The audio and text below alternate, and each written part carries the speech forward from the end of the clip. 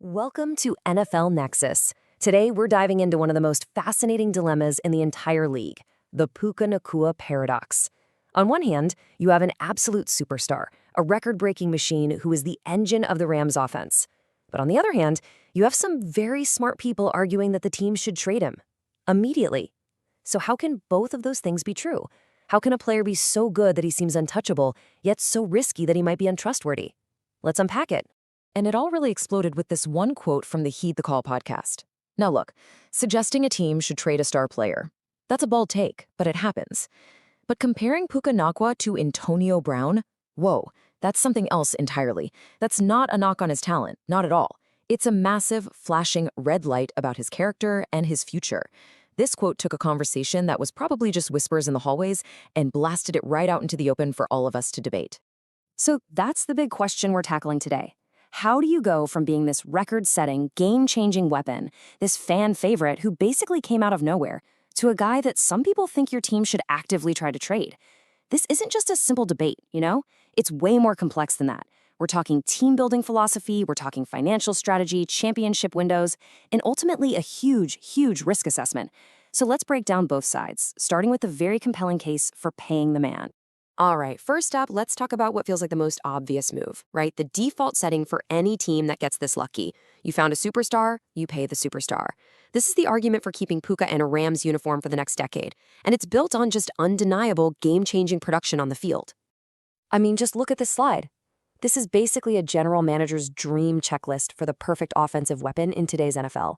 A perfect schematic fit for Sean McVay's offense? It's an understatement.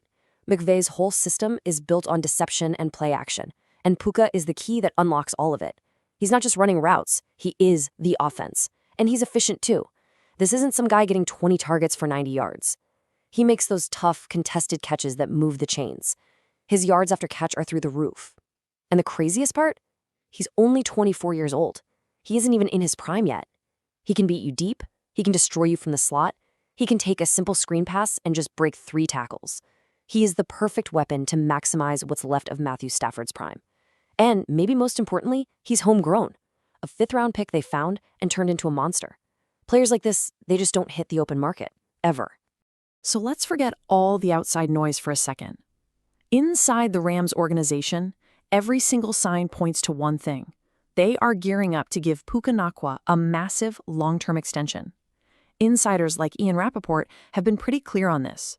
Extending Nacua isn't just on their to-do list, it is their #1 top-of-the-list priority as soon as he's eligible in 2026. That tells you everything you need to know about how the front office truly values him. They see that weapon we just talked about, and they are fully prepared to make that bet. Okay, but when we say pay him, we have to understand the scale here.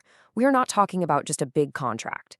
We're talking about a franchise-altering, market-resetting, record-shattering kind of deal. The projection isn't just to make him one of the highest-paid receivers. It's to make him the highest-paid receiver in the history of the NFL. We're talking about a deal that will average over $40 million a year. That's quarterback money. For a wide receiver, a commitment like that shapes your entire franchise. It decides who else you can sign, who you have to let walk, and how you build your roster for the next 5 to 7 years.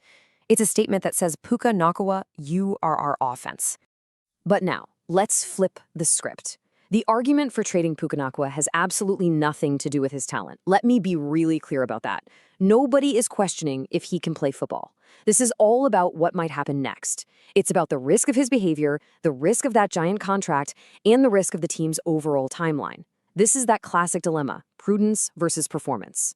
So to really get the trade him side, you have to get that Antonio Brown comparison. It is not about talent. It's not saying he'll have the same stats. It's a very specific comparison meant to highlight the terrifying risk of off-field issues and immaturity completely derailing a brilliant career and turning into a multi-million-dollar headache for the entire organization. The fear isn't that Puka Nacua is going to start dropping passes.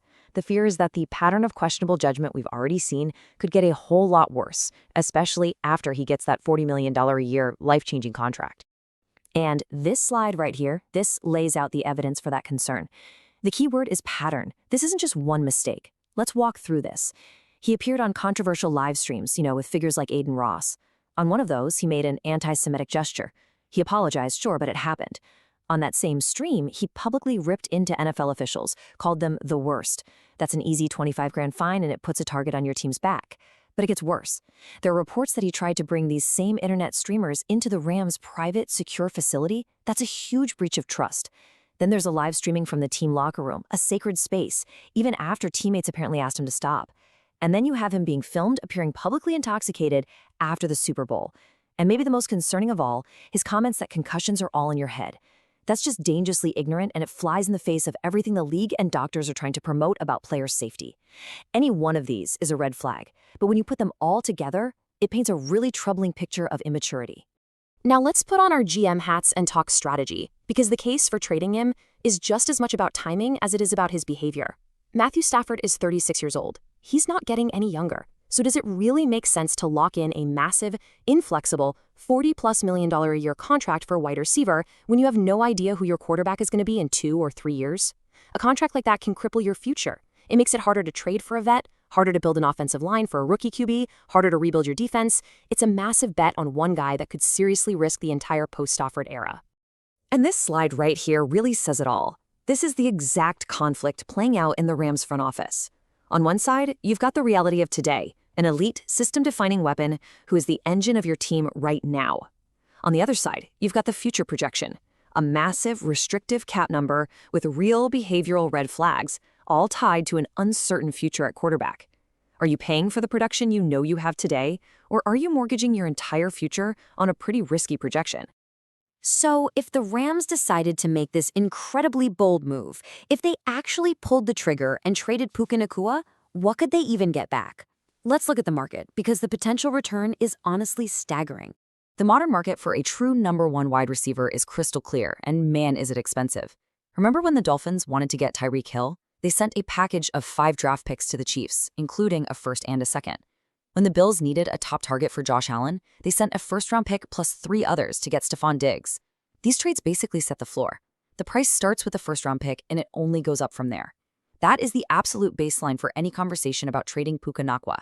But here's the kicker, and this is where it gets crazy. Puka Nacua is arguably a more valuable trade asset than Tyreek Hill or Stephon Diggs were. Why? 2 really simple reasons. He's younger than both of them were, so he's still getting better. And, most importantly, he's cheap. A team that trades for him isn't getting a massive contract. They're getting a certified superstar on his rookie deal. That right there is a unicorn in the NFL. That combination of youth, elite production, and cost control is the holy grail for general managers. Because of that, his trade value wouldn't just be a first-round pick, it would be astronomical. We're talking a franchise-redefining haul of picks, maybe multiple firsts or a first and a high second and more. It could literally set a team up for the next 10 years. So this isn't just about one player's contract anymore, is it? It's so much bigger than that. The Puka Nacua dilemma is a true philosophical crossroads for the Los Angeles Rams. The path they choose is going to define their identity, their strategy, and their Super Bowl chances for the next 5 years, maybe even longer. When you really boil it all down, it's a choice between 2 completely different team-building philosophies. Path A, you extend Nacua. That signals you're all in on your current identity. You're betting you can win now and keep that success going even after Stafford is gone. Path B, you trade Nacua. That's a dramatic pivot. It signals you're hitting the reset button early, prioritizing a treasure chest of draft picks and long-term cap flexibility over a current superstar. Both paths have a huge upside, and both are loaded with massive risk. So what would you do? Do you pay the undisputed engine of your offense right now and just accept all the financial and behavioral risks that come with it? Or do you make that cold, calculated move to cash in your most valuable asset to arm yourself for an uncertain future? It's the ultimate NFL paradox. The decision the Rams make is going to send shockwaves through the league. We want to know what you think. Head down to the comments and tell us. Pay him or trade him. And hey, while you're there, if you enjoyed this breakdown, please do us a huge favor and like the video and subscribe to the channel NFL Nexus. And hit that notification bell so you never miss another explainer. And if you want another way to support the channel, we have a line of coloring books perfect for kids, grandkids, and even adults. You can find them through the link in the description or by using the QR code on your screen now. Thanks for watching.